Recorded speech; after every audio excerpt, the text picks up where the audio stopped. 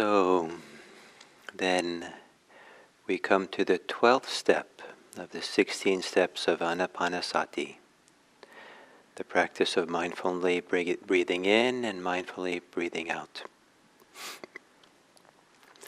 And the 12th step is breathing in, one liberates the mind. Breathing out, one liberates the mind. And so it's the 12th step out of the 16th. So it's usually said not to be the full, complete possibility of liberation that Buddhism champions. But it is a significant experience of freedom, of liberation, of letting go. That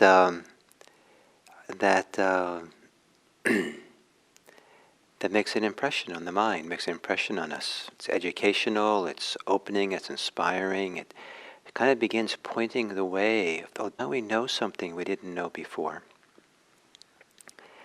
And now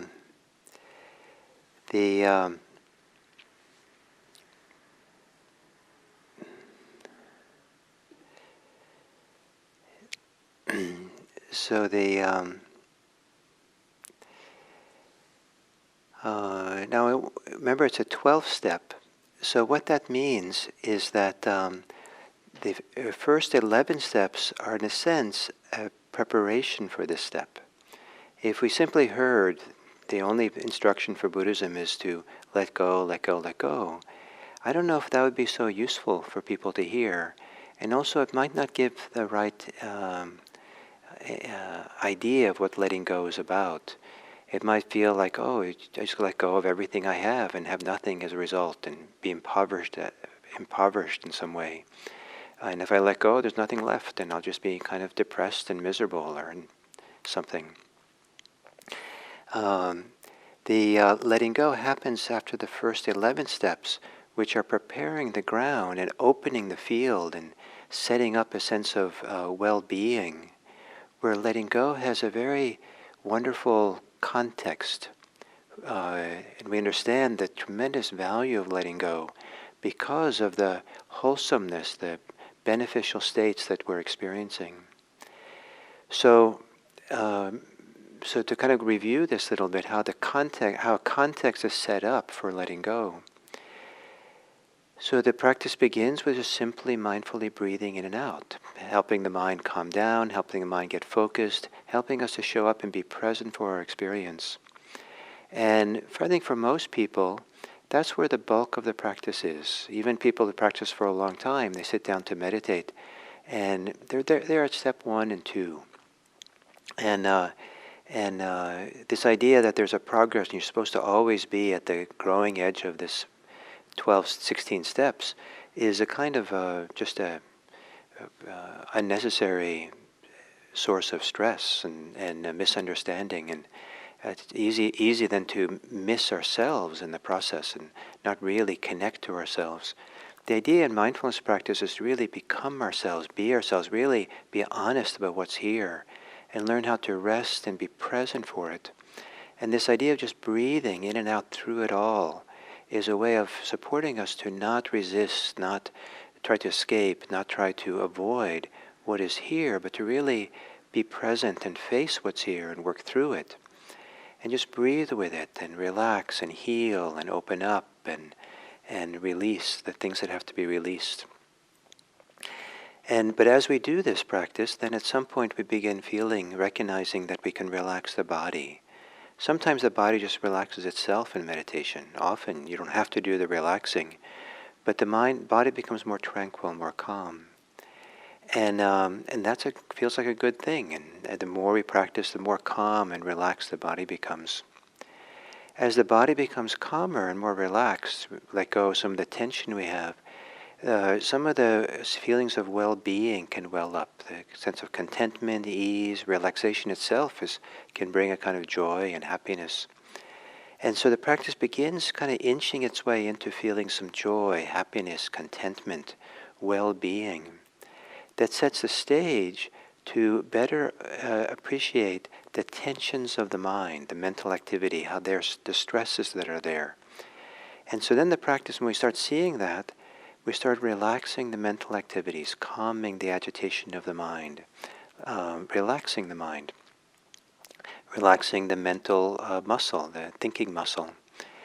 And so the mental activities, which can be swirling around and be fragmented and be going off in different directions, begin to settle down, and the mental activity starts coming into harmony with itself and in harmony and unity with this settling process of meditation. And then we come into the third tetrad, all having to do with the mind, the citta. And the citta can be understood as the heart-mind. It's kind of like our inner life. It's would not be an appropriate Buddhist term, but it maybe for way some modern people use the word soul, kind of the deepest kind of places inside our psyche, inside of ourselves. It might also be the soul, kind of the mind, the heart, the mind-heart is what Buddhists talk about. And so we start recognizing that we have this inner life, this inner mind, this inner quality of life, the mood, state that's inside. And we start becoming the caretaker of that. And because of the earlier steps of Anapanasati, this begins to feel good to be connected to this deep, if I use the Western word soul, for some people, I think it really kind of feels like a homecoming more than if you say mind or heart. But this heart-mind really feel, this is good, this inner state, the state of being. And there can be a gladness, a satisfaction, deep contentment of being home, being connected to something deep that's not kind of spinning around on the surface of our thoughts and ideas and scattered in our mind, but we're really starting to feel whole and unified.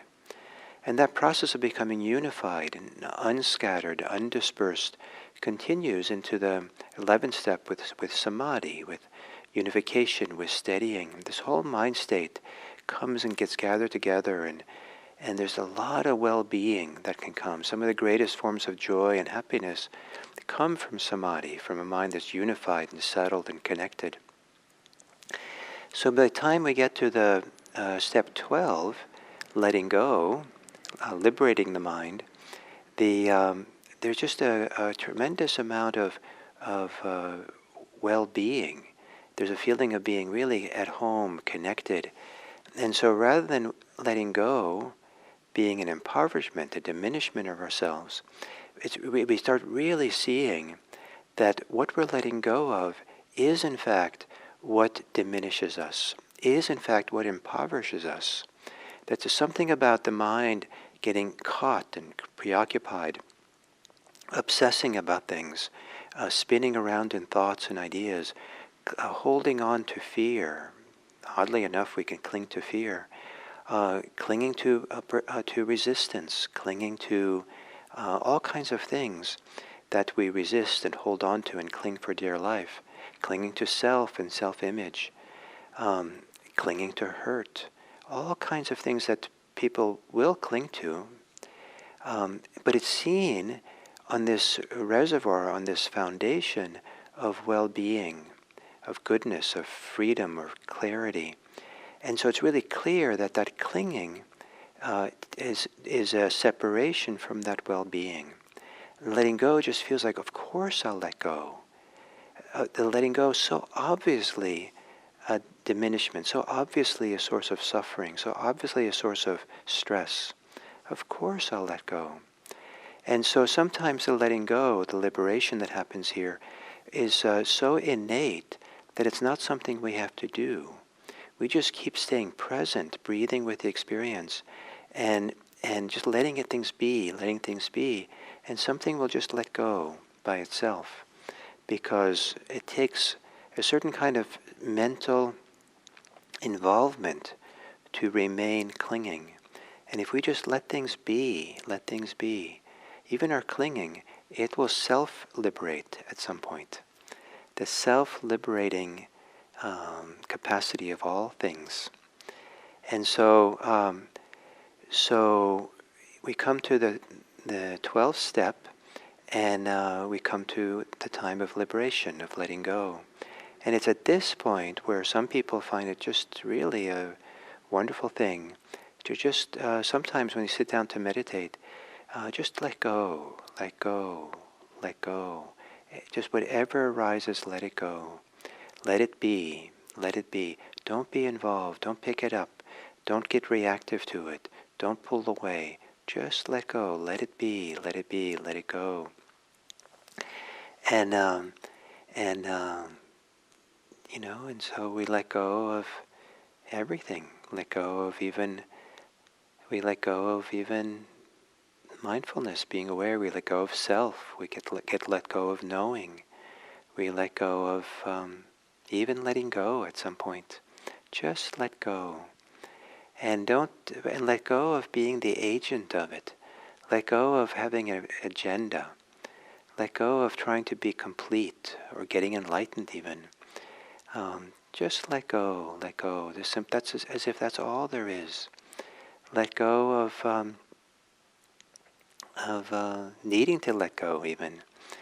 Just wherever it is possible, the next moment, let go of this. Let go of this. So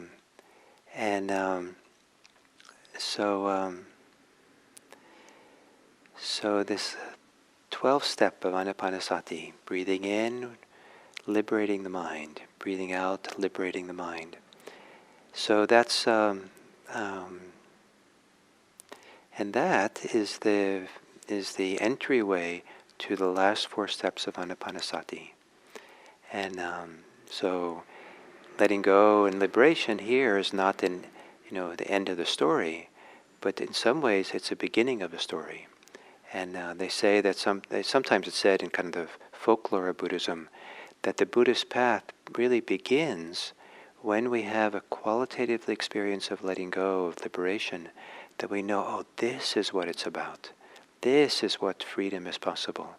This is what really feels good and feels inspiring and feels, this is worth.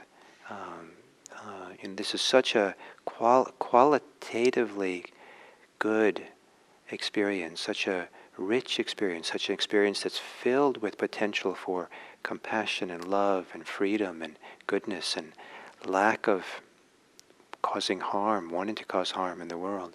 This is a good thing. So that's where we are on this process, and we'll continue it on Monday and over this weekend. Why don't you talk to some friends about what they've learned about how letting go is useful and when letting go is useful.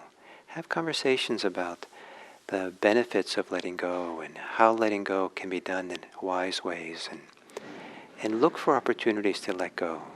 Look and really start to explore all the different dimensions that you can find of when and how and where letting go operates for you or can operate for you. And if we do that, then we'll have a better foundation for continuing our adventure on next week, Monday. Thank you.